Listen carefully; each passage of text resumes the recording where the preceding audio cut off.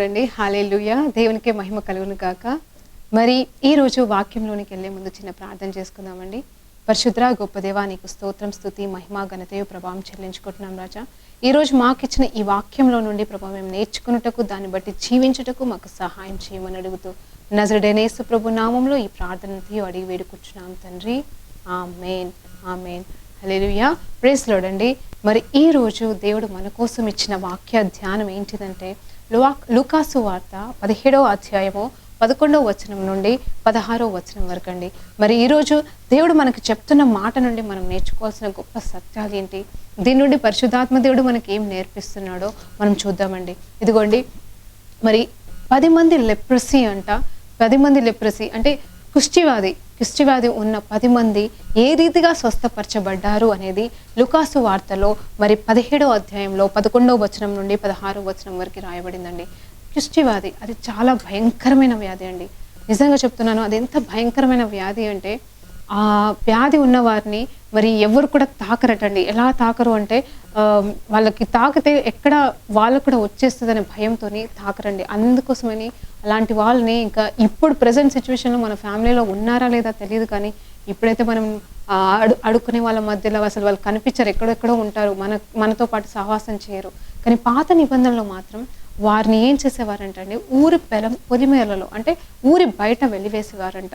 వాళ్ళకి ఇంకా ఆ స్వస్థత అనేది ఎప్పుడు వస్తుంది అంటే అసలు జీవితాంతం వరకు వాళ్ళు అదే రోగంతో దాంతోనే ఉండాల్సి వస్తుంది, కానీ వారికి స్వస్థత అనేది ఉండదు. ఒకవేళ స్వస్థత అనేది పొందుకున్నా కూడా అది సంపూర్ణ స్వస్థత ఉండదు. అది ఎలా అంటే ఆ వ్యాధి ఎలా అంటే శరీరాన్ని కంప్లీట్గా తినేస్తుంది అంటండి. ఎలా అంటే ఒక చెక్కని తీసుకుందాము, ఒక కర్రని ఒక మొద్దు లాంటి కర్రని మనం తీసుకున్నప్పుడు అది కొన్ని రోజులు అలా దాన్ని పక్కకు పడేస్తే, దాన్ని ముట్టకుండా దాన్ని పడేస్తే అది ఎలా అయితే చెదలు పట్టేసి పురుగులు పట్టేసి ఆ రంధ్రాలతో మొత్తం చెక్క ఊడిపోయి పొట్టు ఊడిపోయి ఎలా తయారైపోతుందో, కుష్ఠివ్యాధి వచ్చిన పరిస్థితి కూడా అలాగే మొత్తం తినేయబడి ఉంటాడు, తన శరీరం తినబడి ఉంటుంది. మరి అలాంటి నిస్సహాయ స్థితిలో ఉన్న వ్యక్తిని ఆదరించడానికి కూడా ఉండదండి. మనము ఒకసారి బాధపడినాం అనుకోండి, ఎప్పుడైనా సరే కష్టం వచ్చిందా, బాధ వచ్చిందా, లేకపోతే దుఃఖం వచ్చిందా, అలాంటప్పుడు మనం ఎవరికైనా పంచుకున్నప్పుడు ఎవరైనా సరే ఫస్ట్ చేసే పని ఏంటంటే మనల్ని తాకి ఓదారుస్తారండి. ఒక్కొక్కసారి ఏడ్చినప్పుడు పట్టుకొని కౌగిలించి ఓదారుస్తారు, కళ్ళు తుడుస్తారు, లేకపోతే చేయి భుజాన పెట్టి ఓదారుస్తారు. అంటే ఆ టైంలో ఏంటంటే నిజంగా ఆ సమస్యకి సొల్యూషన్ రాదు, కానీ ఆ ఓదార్పు, ఆ చిన్న టచ్, ఆ స్పర్శ అనేది ఎంత కృపనిస్తుందంటే, ఎంత ఓదార్పునిస్తుందంటే ఆ మనిషి సగం బరువు అంటే ఆ మనిషిలో ఉన్న బాధ దుఃఖం సగం తగ్గిపోయినంత సంతోషం ఉంటుందండి. మరి కానీ ఇక్కడ చూడండి, లెప్రసీ వచ్చిన వారి పరిస్థితి అంటే మనం వాళ్ళని తాకడానికి కూడా లేదు. అంటే వారంతా మనోవేదనకి దుఃఖానికి కంప్లీట్గా ఒంటరైపోయి కంప్లీట్గా రిజెక్టెడ్ అయిపోయిన పరిస్థితుల్లో ఉన్న వారిని కనీసం తాకడానికి కూడా లేదండి. అంటే వారిని తాకే వాళ్ళు కూడా, వారు చివరికి వాళ్ళ కడుపులో పుట్టిన బిడ్డలే కావచ్చు, కట్టుకున్న వాళ్ళే కావచ్చు, కన్న వాళ్ళే కావచ్చు, వాళ్ళు కూడా తాకలేని పరిస్థితి అంటండి. అలాంటి నిస్సహాయ స్థితిలో ఉన్నవారండి కుష్ఠరోగి వాళ్ళు. మరి అలాంటి 10 మందిని మరి పరిశుద్ధాత్మ దేవుడి ద్వారా లెక్కించబడిన ఈ లూకాసు వార్తలో క్లియర్గా రాయబడిన మాట ఏంటంటే వాళ్ళందరూ కూడా స్వస్థత పొందారు. ఈ సంఘటన ఎప్పుడు జరిగిందంటే యేసు ప్రభు మరి 3.5 సంవత్సరాలు తను శిష్యులతో పాటుగా నడుస్తున్న సమయంలో, అద్భుతాలు సూచక క్రియలు చేస్తున్న సమయంలో జరిగిన సంఘటన అండి. మరి అప్పటికే యేసు ప్రభు ఎన్నో కార్యాలు చేశాడు, ఎంతో మందిని చనిపోయిన వాళ్ళని లేపాడు, ఎంతో మంది మరి కుష్ఠవ్యాధులను కూడా స్వస్థపరిచిన క్షణాలు అక్కడ ఉన్నాయంటండి. మరి ఆ రోజు జరిగిన సంఘటన మీ ముందున పెడుతున్నానండి. నేను వాక్యము 11వ వచనం నుండి చదువుతుండగా మీరు ధ్యానించండి. ఆయన యెరూషలేమునకు ప్రయాణమై పోవు సమయమున సమరయ గలీల మధ్యగా వెళ్ళుచుండెను. ఆయన యొక్క గ్రామములోనికి వెళ్ళుచుండగా 10 మంది కుష్ఠరోగులు ఆయనకి ఎదురుగా వచ్చి దూరమున నిలిచిరి. చూడండి, 10 మంది కుష్ఠరోగులు అంట. చూడండి ఆ సంఘటన చూస్తుంటే ఆ యేసు ప్రభు ఆ సమయంలో యెరూషలేం పట్టణంకి వెళ్తున్నాడు. అది కూడా ఎక్కడికి వెళ్తున్నాడు అంటే 2 ఊర్ల మధ్యలో ఉన్న పొలిమేరగా వెళ్తున్నాడు. చూడండి, అంటే వాళ్ళు ఎక్కడున్నారు, కుష్ఠవ్యాధి వాళ్ళు ఊర్లలో లేరు, ఊరు పొలిమేరలో ఉన్నారు. ఆ మార్గం గుండానే మరి యేసు ప్రభు వెళ్తున్నాడు. చూడండి, దేవుడు ఎంత చక్కని కృపగల దేవుడు, ఆయన ఎలా నడుస్తున్నాడు. మరి అక్కడ 10 మంది ఉన్నారన్న విషయం ప్రభుకి తెలుసు కాబట్టి మరి ఆ ప్రభు వెళ్తున్నాడని నేను అనుకుంటున్నానండి. మరి వారి దగ్గరికి వెళ్ళినప్పుడు వెంటనే అక్కడ వారిని చూశాడు, వారందరూ కూడా వారిని చూశారు. చూడండి, మరి నెక్స్ట్ వచనం చదువుతున్నాను. యేసు వాళ్ళ ఎదురుగా నిలిచారంట.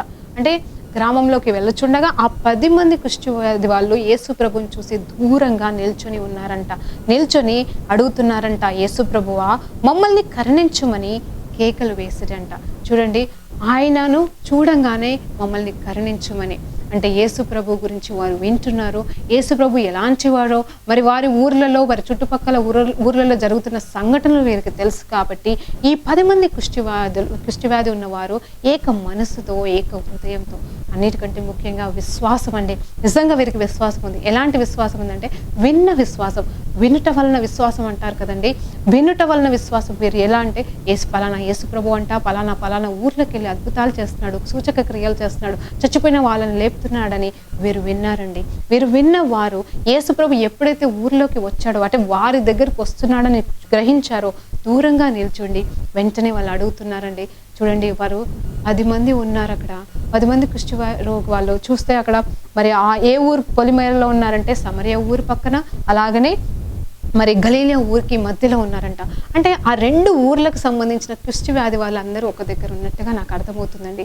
మరి ఆ 10 మంది ఏక మనసు అంట. చూడు, అలానే యేసు ప్రభు వస్తున్నాడు, మనం వెళ్దామని చెప్పేసి వాళ్ళు ఏక హృదయం పెట్టుకొని, అంటే దే వెంట్ టుగెదర్, మనం వెళ్దాము పద అని చెప్పేసి కలిసి కట్టుగా వెళ్ళి యేసు ప్రభు దగ్గర నిల్చొని కేకలు వేశారంట. చూడండి, ఆ కేకలు వేయటంలో ఉన్న వాళ్ళ విశ్వాసత కనిపిస్తుంది. విశ్వాసంతో అడుగుతున్నారు. వెంటనే మరి యేసు ప్రభు వారికి జవాబు ఇచ్చాడండి. చూడండి, 14వ వచనంలో చదివితే, ఆయన వారిని చూసి మీరు వెళ్ళి మిమ్మును యాజకులకు కనపరుచుకొనమని వారితో చెప్పాను. చూడండి, మీరు వెళ్ళి చూడండి అక్కడ మాట, మీరు యాజకుడికి కనపరుచుకునండి. ఇక్కడ అసలు యేసు ప్రభు తలుచుకుంటే వారిని నా ఇష్టమే అని స్వస్థపరచగలడు.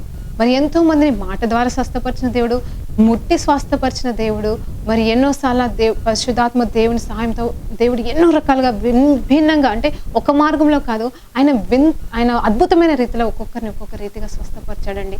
మరి ఈ 10 మంది కుష్ఠవ్యాధిని స్వస్థపరచడానికి ఆయన నిమిషం పట్టదు.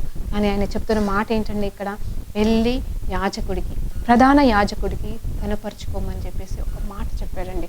దీని అర్థం ఏంటి, దీనిలో ఉన్న సత్యం ఏంటి అని నేను ఆలోచన చేసినప్పుడు, నిజంగా చెప్పాలంటే మరి మోసెస్ చెప్పిన మాటలో, మోసెస్కి ఇచ్చిన ధర్మశాస్త్రంలో ఉన్న రూల్ ప్రకారం మరి ఈ లెప్రసీ, అంటే ఈ కుష్ఠవ్యాధి వచ్చిన వారు వాళ్ళు చేయాల్సిన పని ఏంటంటే బయట ఉంటారు, సపరేట్ చేయబడతారు. అంత మాత్రమే కాదు, ఒకవేళ వారు దేవుని కృప చొప్పున వాళ్ళు స్వస్థత పొందుకుంటే వారు ఫస్ట్ చేయాల్సిన పని ఏంటంటే వారి యాజకుడి దగ్గరికి వెళ్ళి యాజకుడికి కనపరచబడినప్పుడు యాజకుడు చూసి నిజంగా వీరిలో ఉన్న కుష్ఠవ్యాధి పోయిందా, వీరిలో ఉన్న ఆ మలినం పోయిందా అని వారు పరీక్ష చేసిన తర్వాత వారిని ఊర్లోకి అనుమతిస్తారండి. వారు కానీ ఆమోదించకపోతే, వారు కానీ ఆ యాజకుడు కానీ మరి వీళ్ళకి కుష్ఠవ్యాధి పోలేదు అంటే మాత్రం వారికి అనుమతి ఉండదండి. కానీ ఎప్పుడైతే వారు చెప్తారో వీళ్ళలో పోయింది అని చెప్తారో వారు వెంటనే మరి యథాతథంగా వారు ఊరిలోకి వెళ్ళి వాళ్ళు జీవించవచ్చండి. మరి వీరికి తెలుసు, ఆ ఊరికి సంబంధించిన ఈ లిప్రసీ ఈ 10 మందికి తెలుసండి యాజకుడి దగ్గరికి వెళ్ళడం అంటే ఏంటో. ఎందుకంటే వారి ఆలోచన, వాళ్ళ కోరిక అంటే వాళ్ళ చేతులు చూసుకున్నప్పుడు, వాళ్ళ కాళ్ళు చూసుకున్నప్పుడు, వాళ్ళ శరీరాన్ని చూసుకున్నప్పుడు మేము ఫస్ట్ ఎక్కడికి వెళ్ళాలి అనే సత్యం వారికి తెలుసు.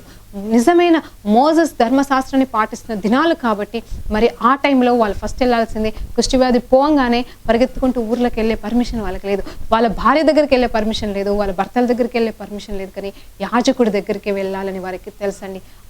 ఆ సత్యము తెలుసు కాబట్టి యేసు ప్రభు ఎప్పుడైతే వారిని మీరు వెళ్ళి యాజకుడికి కనపరుచుకోండి అని చెప్పిన వెంటనే మాట విని పరిగెత్తారండి. చూడండి, వాళ్ళ విశ్వాసం ఇక్కడ కనిపిస్తుంది.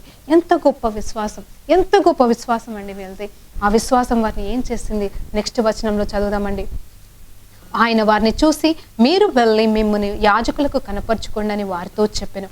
వారు వెళ్ళగా శుద్ధులైరి. చూడండి, విశ్వాసముతో వారు ఒప్పుకొని ఆయన చెప్పిన మాటకి లోబడి ఆ యాజకుడి దగ్గరికి ప్రయాణం కట్టినారండి. ఏక మనసుతో 10 మంది వెళ్తున్నారండి.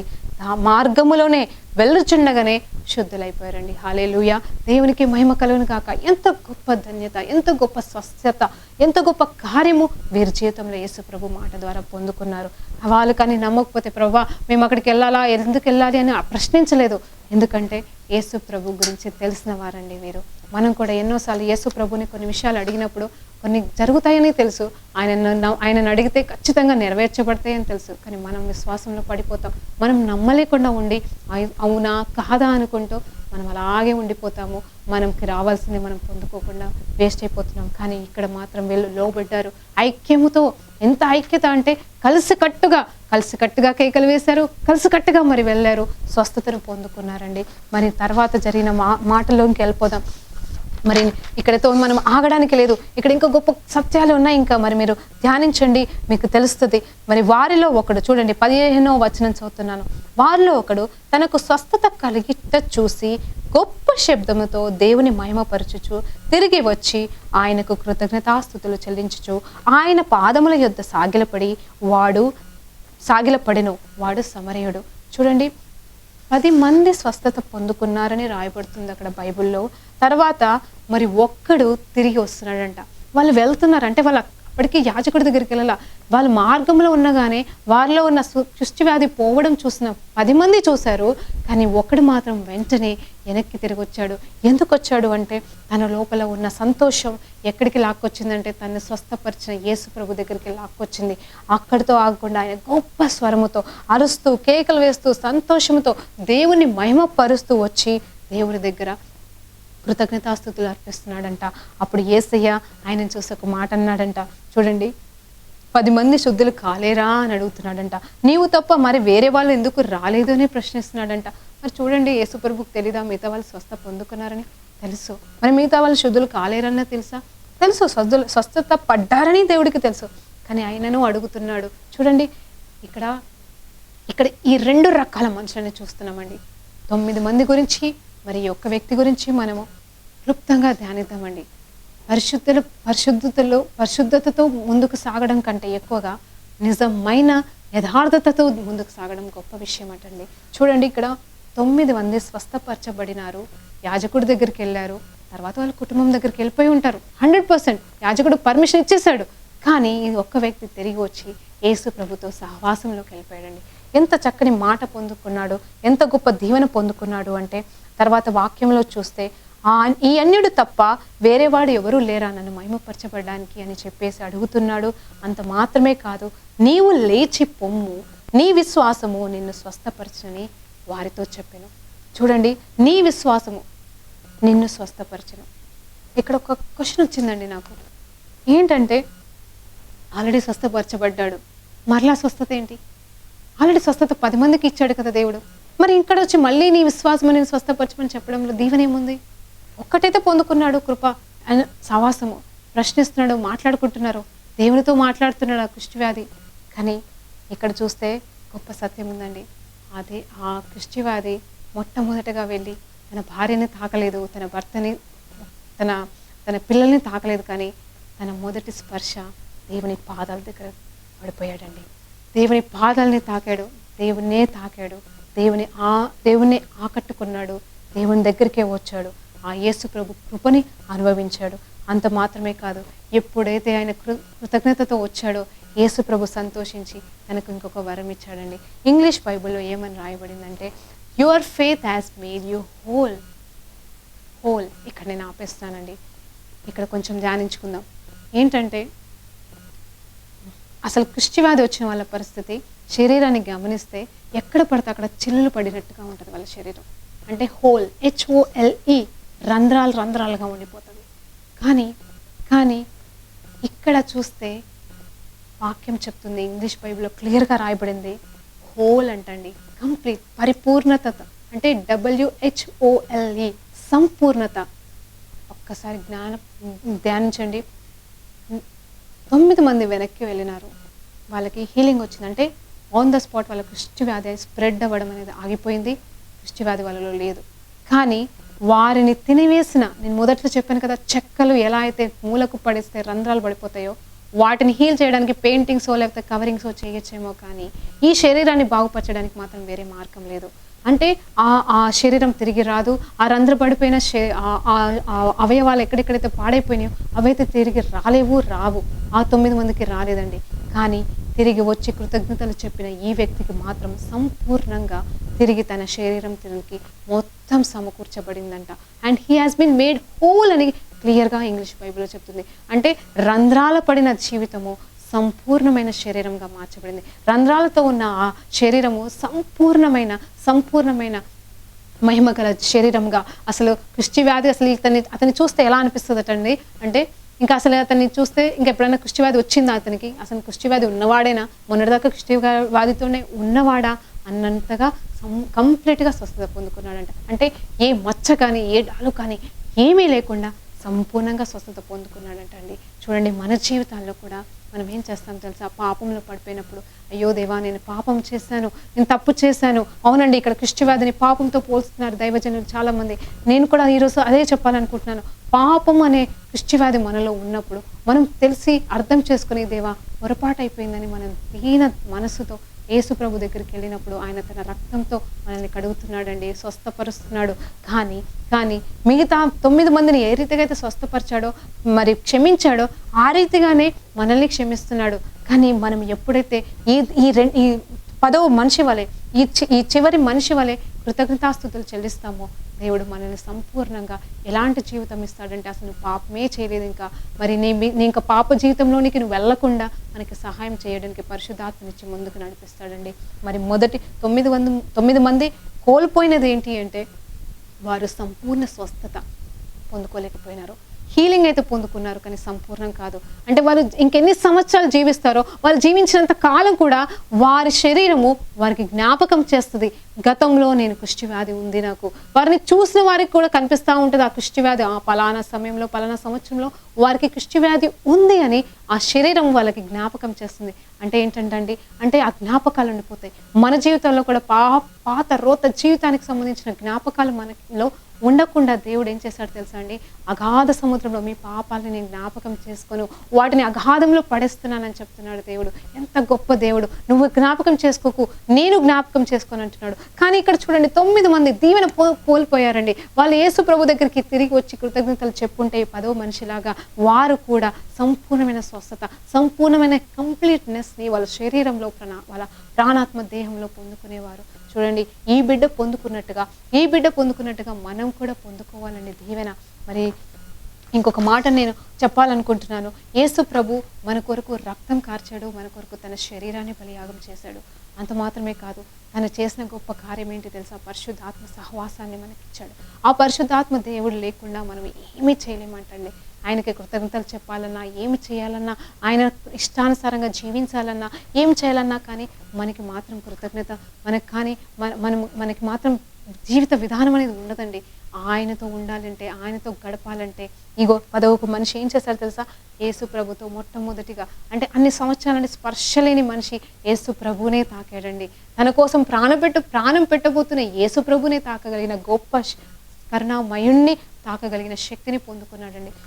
ఈ 11వ వ్యక్తిలో నేను నేర్చుకున్న గొప్ప సత్యం ఏంటంటే, తను నిజంగా మిగతా వాళ్ళలాగా, మరి ఇక్కడ రాయబడింది అన్యుడని రాయబడుతుంది. అన్యుడు అంటే ఎవరండి? సమరయుడంట. అసమరయుడంటే అన్యుడంట.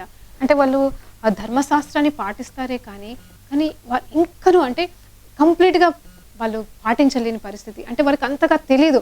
వాళ్ళు ఒక అన్యులతో పోలుస్తున్నాడు దేవుడు ఇక్కడ. మరి దేవాది దేవుడే చెప్తున్నాడు, ఈ సమరయుడు అనేవాడు అన్యుడు అంటున్నాడు. మరి మిగతా వాళ్ళైతే దేవుని బిడ్డలు, మరి ఇజ్రాయెల్ సంతానంగా ఉన్నారు, వారంతా ఆ రీతిగా ఉంటే ఇతను మాత్రం కేవలం అన్యుడై ఉంటాడు. అంటే అన్యులు నిజంగా అండి, నేను చాలామందిని చూశాను.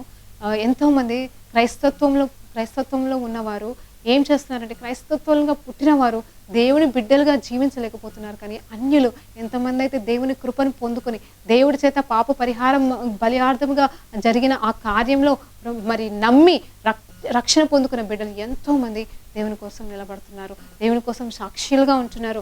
అవును, పౌలు కూడా మరి అన్యుల మధ్యలోకి వెళ్ళే సేవ గొప్పగా చేయగలిగాడు, కానీ మరి దేవుడి బిడ్డల మధ్యలో చేయలేకపోయినాడు.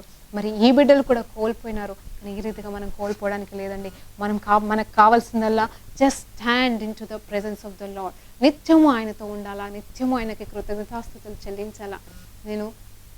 నేను గమనించింది ఏంటంటే అండి, కొంతమంది కృతజ్ఞతాస్తుతుల పండగని జరుపుకుంటారు. ఎలా అంటే ఇళ్ళల్లో దేవుడు ఇది చేస్తే నేను ఇంట్లో పండగ అంటే థ్యాంక్స్ గివింగ్ ప్రేయర్ మీటింగ్ పెట్టుకుంటానని చెప్పేసి అంటారు. నిజమండి. చాలామంది నిజంగా చెప్పుకుంటారు. ఆ రోజు వెళ్తే నిజంగా దేవుడు ఇంత గొప్ప కార్యాలు చేస్తాడా అని నమ్మలేని సత్యంగా వాళ్ళు పెట్టుకున్న మీటింగ్‌లో వాళ్ళు చెప్పే సాక్ష్యాలుంటాయి. కానీ అవి ఎంత కాలం ఉంటాయో తెలుసా అండి? ఒక 10, 15 రోజులు చూస్తే మామూలైపోతారు. ఈ 9 మంది కూడా అదే జరిగిందండి. ఈ 9 మంది కూడా ధర్మశాస్త్రం ప్రకారంగా ఎళ్ళిపోయారు. ధర్మశాస్త్రం ప్రకారంగా ఎళ్ళిపోయారు. మళ్ళీ పాపంలో పడ్డారో తెలీదు. మళ్ళీ వాళ్ళకి కుష్ఠవ్యాధి వచ్చిందో లేదో తెలీదు కానీ, ఈ దీనుడు మాత్రం దేవుని వైపు తిరిగిన దేవునికి మాత్రం మళ్ళా కుష్ఠవ్యాధి రాలేదు. కుష్ఠవ్యాధి ఆనవాళ్ళు లేవు. అలా అని చెప్పేసి ఆ బిడ్డ పాపంలో కూడా పడలేదండి. ఎందుకంటే కృతజ్ఞత కలిగి జీవించడం కంటే గొప్ప భాగ్యం ఇంకొకటి లేదండి. పరిశుద్ధుడు గొప్ప దేవుడు మనకు ఉండటగా మనకి ఇంకా తోడు నీడ ఎవరు అక్కర్లేదు. మరి ఆ బిడ్డ తన భార్య దగ్గరికి పోకుండా నిజంగా తన సృష్టికర్తైన తన దేవుడి దగ్గరికి వెళ్ళినప్పుడు సంపూర్ణమైన స్వస్థత పొందుకున్నాడు. ఆయన మహిమలో పాలు భాగస్థుడయ్యాడు. ఆయన సాక్షిగా నిలబడ్డాడు. ఆయన కొరకు నిలబడ్డాడండి. దేవుడండి మరి ఇప్పటివరకు మనం ధ్యానించాం కదండి. ఎలా అయితే లెప్రసీ వచ్చిన వారు మరి కుష్ఠవ్యాధి వాళ్ళు 9 మంది మరి ఆ మిగతా ఒక్కవాడితో ఎలా పోల్చుకోబడ్డాడు అంటే ఆ 9 మందికి ఆ 9 మంది కోల్పోయినది మరి ఇతను పొందుకున్నాడు సంపూర్ణత అండి. మరి నా జీవితంలో జరిగిన ఒక సాక్ష్యంతో నేను ముగించాలనుకుంటున్నాను. మరి ఈరోజు ఏంటంటే నా జీవితం కూడా మరి నేను ఒక అన్యురాలనండి. అన్యురాలిగా ఉన్న నన్ను దేవుడు మరి రక్షణల మార్గంలోకి కొన్ని సంవత్సరాల కింద నడిపించినప్పుడు నేను కూడా మరి పాత నిబంధన ప్రకారంగా అబద్ధం ఆడకూడదు, మరి తప్పులు చేయకూడదు, మరి ఎవరి గురించి కూడా నెగిటివ్గా మాట్లాడకూడదు, మౌనంగా ఉండాలి, దేనైనా సహించాలి అని ధర్మశాస్త్రం ప్రకారంగా నేను ముందుకు సాగానండి. నిజంగా ధర్మశాస్త్రాన్ని అంటే 100% నా జీవితంలో మొదటి నా దేవునితో నడిచిన కొన్ని దినాలలో మరి నేను అన్యురాలిగా వచ్చిన నేను మొదటి దినాలలో ఎలా ఉండేది అంటే 4-5 ఆల్మోస్ట్ 4-5 ఇయర్స్ చిన్న అబద్ధం కూడా చెప్పినట్టుగా కూడా నాకు గుర్తులేదండి. అంటే నేను నా గురించి గొప్పగా చెప్పుకోవట్లేదు కానీ అది అంత పవిత్రమైన జీవితం జీవించడానికి నేను ఇష్టపడ్డాను. అలాగే నాకు పరిశుద్ధాత్మ దేవుడు సహాయం చేశాడు.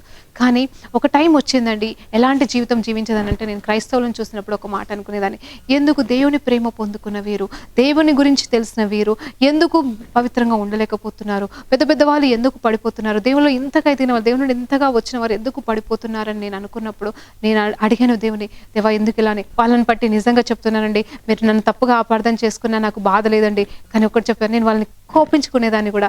అంటే ఎలా అంటే ఎందుకు ఎందుకు ఎందుకు ఎందుకు అనే ప్రశ్న అలా ఉండేది. నేను అన్యురాలనే ఉండి దేవుని ప్రేమ రుచి చూసినాక దేవుడికి ఇష్టరాలుగా జీవించగలుగుతున్నప్పుడు వారెందుకు జీవించలేకపోతున్నారని ఒక బాధ, వేదన, దుఃఖము, ఆలోచనతో కూడిన ఒక క్వశ్చన్స్ నాకు ఉండేవి. నాకున్న క్రిస్టియన్ ఫ్రెండ్స్ నేను అడిగేదాన్ని, ఎందుకు ఇలా చేస్తున్నారు, మీరు ఎందుకు ఇలా ఉంటున్నారు, మనం దేవుడిలాగా ఎందుకు ఉండలేము, ఎందుకు ఉండట్లేదు అని నేను వాళ్ళని ప్రశ్నించినప్పుడు వాళ్ళు ఏమీ మాట్లాడేవాళ్ళు కాదు. కానీ ఈ ప్రశ్నకి జవాబు నాకు ఎలా ఇచ్చాడు తెలుసా అండి, కొన్ని సంవత్సరాల తర్వాత మరి ఆ పరిస్థితి నాకు తెలియాలనో లేకపోతే నిజంగా ఒక మనిషి ఎలా పడిపోతాడని తెలియాలి అని గ్రహించుకున్నాడు. అంటే గతం సంగతి కాదండి, ప్రెసెంట్గా దేవుళ్ళో ఉన్నప్పుడు నాకు ఒక పరిస్థితి గుండా వెళ్ళాను. అది ఎలా అంటే ఇంకా భయంకరమైన పాపంలో పడిపోయే పరిస్థితికి నేను వెళ్ళిపోయానండి.